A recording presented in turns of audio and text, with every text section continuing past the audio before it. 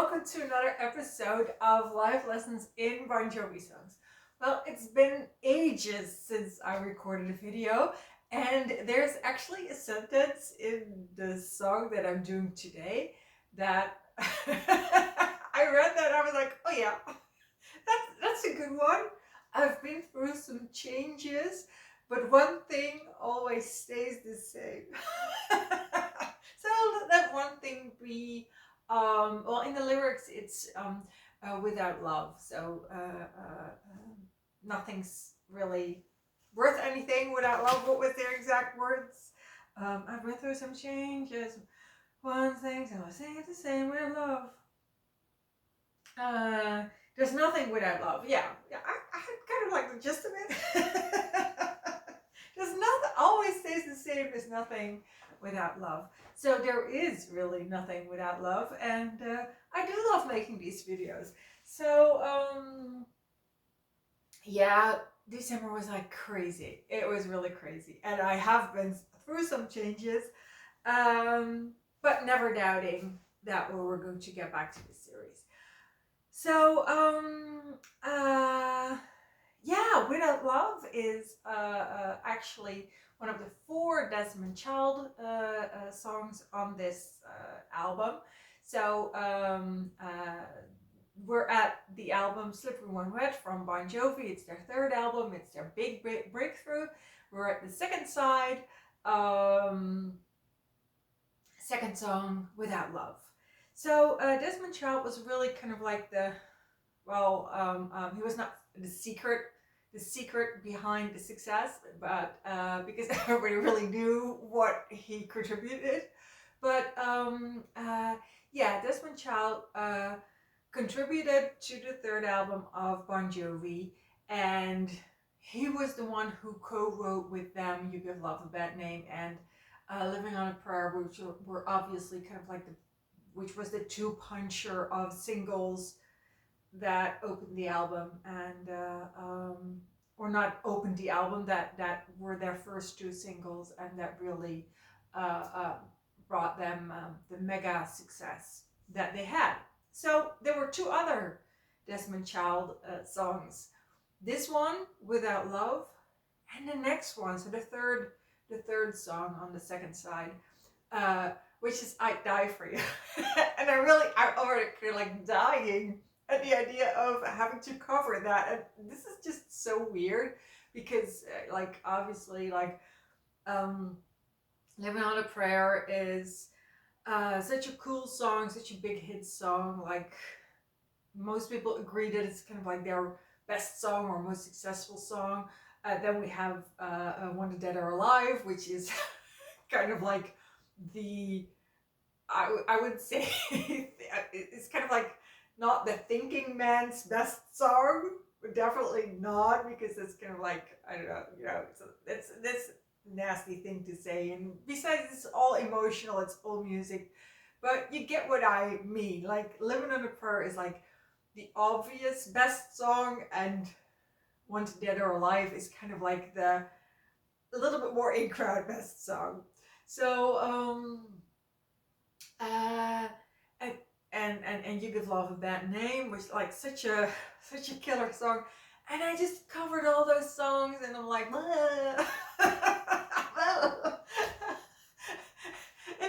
and then the next time we're gonna do I'd Die For You, which like was never really a single, I think, or it must have been like only in Japan or something. People who are not really into Bon Jovi don't even really know the song, and I'm like, oh my god, I'd die for you, I should love that song. So it's like I really do love that song because it has a lot of guitars in it, and John Bon Jovi used to play the guitar as well in I'd Die For You. Well, either way I really love I'd Die For You, so I'm already dying at the idea of having to cover it the next time. But we're not there yet. We're at the Without Love. So there's 3 Desmond Child songs, 2 big hits, Wanted Dead or Alive, and Living on a Prayer, and then we have Without Love and I Die For You. Okay, so we're at Without Love, And it's actually the only song from the whole album that was never played live. And John Bon Jovi has said at the time, like, yeah, it was kind of like a little bit too poppy. So we didn't turn it into a single, but we did leave it on the album. And ultimately someone else will cover it. Like, he was like really sure someone else would kind of like just do it and really give it wings. I don't know if that ever happened, but yeah. So it's kind of like "Without Love" is a good song, but because it was because the other songs were more were heavier, stronger, I would say. You know, "Without Love" is not a "You Give Love" "You Give Love" a bad name. Yeah, it was a little bit. It was never really brought out, so it's on the album, but it's considered a dispensable song or a filler, or I don't know what Tony Kuzminski says about this. I should look it up, right? I should look it up. What Tony Kuzminski. Just hold on. So here I am. So Tony Kuzminski is the one who really who just went by all the songs and created a top 335 or something. It's all in the description box. I have a very old copy here, so it doesn't even have the latest albums of Bon Jovi here, but I do remember that it's somewhere around 190. So we're looking for "Without Love." Yeah, 181. "Without Love" is simple, sweet, and a sentimental delight. Woo! That's cute, right? See, I knew that he would have something great for us. So this sentimental delight is on the album, but it was not brought out to shine because the other songs were more in the genre and stronger.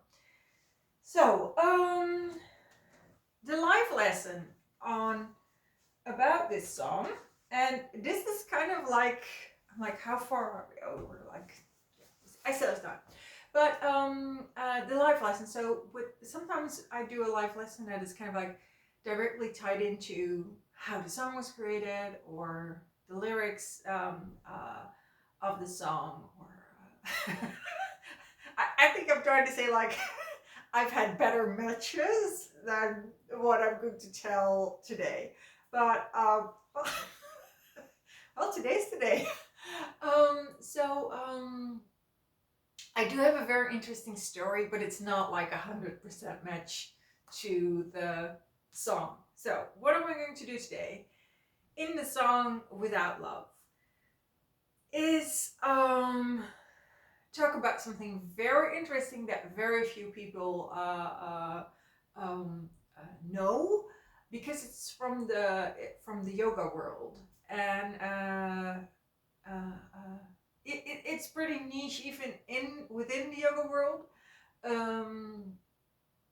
So I'm going to start with that and then give it my own coloring, kind of like, you know, so they told me the story, they told me the theory, and then I just ran with it, basically.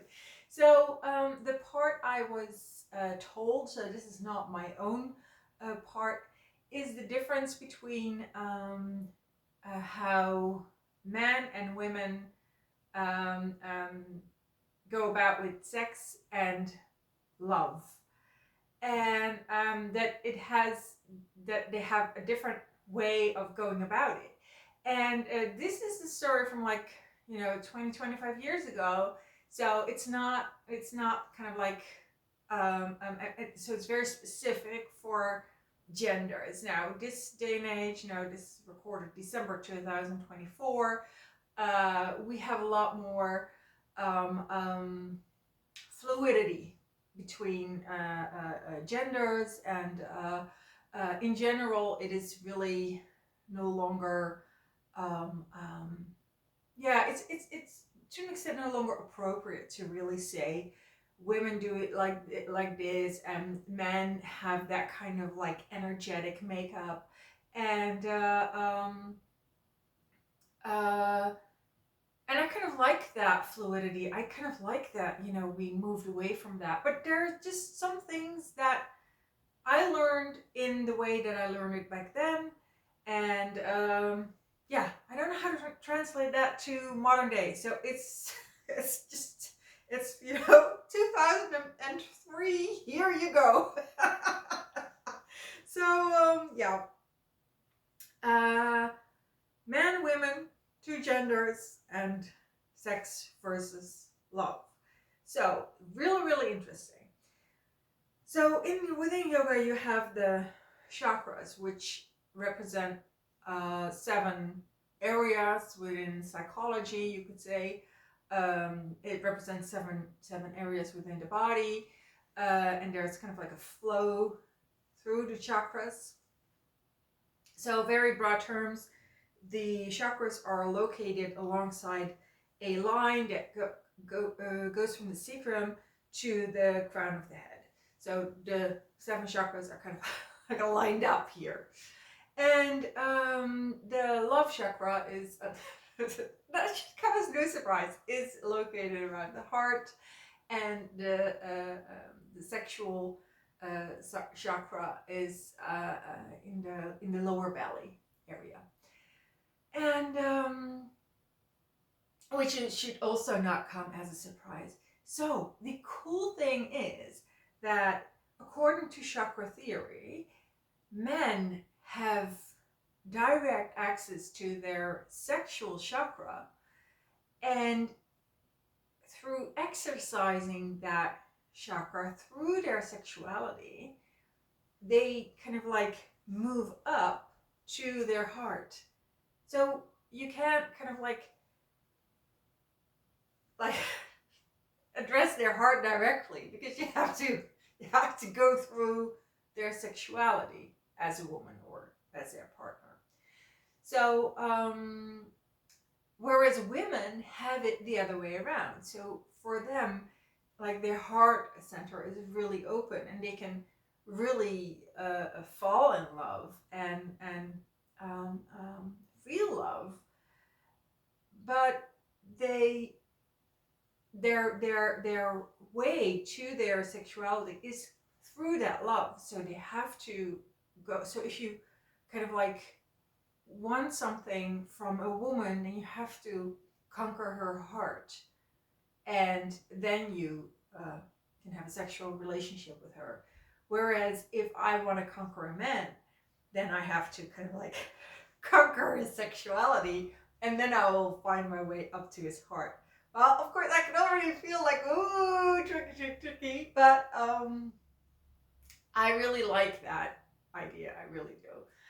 And especially because I really was that woman that had, and has, I hope has, access to her heart and to her unconditional love. And so I have really experienced that. And I've also really experienced that men didn't understand that. For me, it was always a package deal. Like, whether it's a short relationship or a longer relationship, I yeah, if I'm in love, I'm in love, and that's really I will not feel a desire for sex unless I'm in love. So that doesn't mean that I can't have sex, but it's really not ideal. It's kind of like, yeah, it's hard work. Okay, I'm complicating things. So anyway, so that was the chakra theory, and it also has but I didn't study that, so I only know that from kind of like hearsay. is that if you then, in Tantra, the these centers for men and women kind of like create one big flow. So it's kind of like the the uh, um, uh, the heart from the woman gives to the man, then it flows through him down, and then he gives from here, and then it goes up into the woman, and the woman uh, uh, uh, from her sexuality to her heart. So it's kind of like the physical energies create one circle. But this required a lot of thinking. Like I said, I haven't really studied Tantra. I just heard from someone like, oh yeah, and then you get this circle of energy, and I'm like recreating it in my head. So I don't know if I have it exactly right, but I could see how that would work. So, yeah, I think that's just so really interesting. I mean, talking about life lessons. Um, so I think that one of the life lessons that you can really learn from this with regard to your own personal growth is to really start with forte, to really understand that one part of it will come completely natural. So with me, the unconditional love, the falling in love will be completely natural. And that, to have an understanding that in my case, the sexuality part is kind of like an aspirational level, is kind of like a goal, is that I know that that if I reach that, then it means that I'm full circle.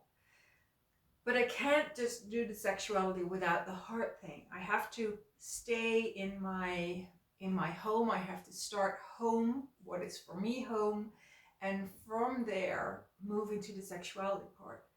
And but if you're a man, then it is different. Then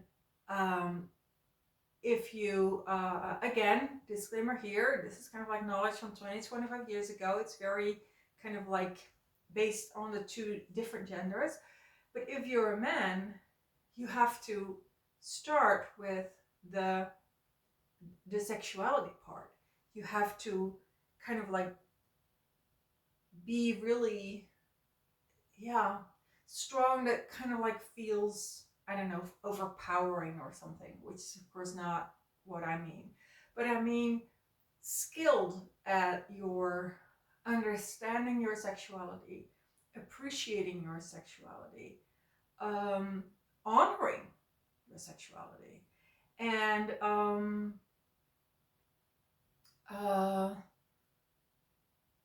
but understanding that that is your home, and that your aspirational level should be the love, but having an understanding that you can only get there through your, with help of someone who has love and home as her home, that you can't just well, you can't F your way there. So yeah, isn't that a great story? I'm sure that YouTube will be like, oh, it's too much. I use too many words that I don't like, so whatever. This is the life lesson that I have for you. Not straight from behind closed yoga doors, because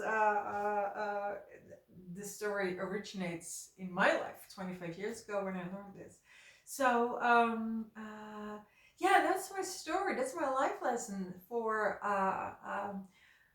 without love. Yeah. So without love, what is then? So then the moral of the story is that a man can, according to this theory, a man can be in integrity, be in strength, be in development without love. But a woman cannot. That's the that's the life lesson. Isn't it? I don't think is it do I wrong anybody with this life lesson? I don't think so. I think I've given enough disclaimers to kind of subtitle it. But yeah, so I think it's a really a beautiful life lesson to just yeah, honor your strengths. Really honor your strengths and understand that whatever it is, you know, whether that's the sexuality part or whether that's the unconditional love part, understand that just being there, starting within your strength, can be fully in integrity and can really be enough and can be like the first step and the second step and the third step, and like the road will unfold. The road will unfold. Start where you are. That's the life lesson. Okay, so that was it. And then next time I'm gonna gear up for the song of the album that I'm most nervous about covering, and that's I Die For You. So I see you then. Bye.